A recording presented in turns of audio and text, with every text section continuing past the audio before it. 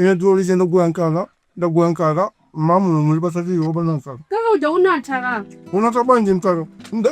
mumabisa ino mama wati wankala ine kumati basati yoba nankala nda mpeza umanali nkaka amene mama tuja inenda malizita lero yo nika kama bele mami ya mwana kumaya mavura mabela wandiwa nde nafinyira upamu nizimpa sabwi abambo ara ususugere ungorenga zine zili zote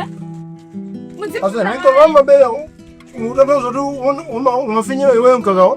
ninafinyira tu mabele kaka ngaka mabele tu masera koma nasora musobanje tasera muzima amene iru aya ndisira magiya waiwo abira kuizigiri ndisira magiwa iyo abira kuizigiri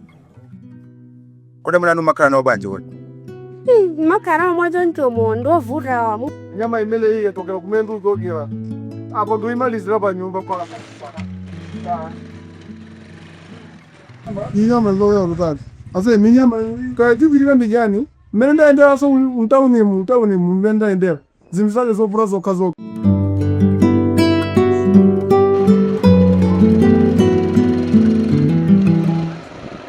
singa buya nkuza kazi ko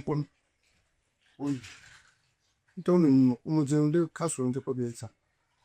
kodi damu no mafera uli bantima ndikuzani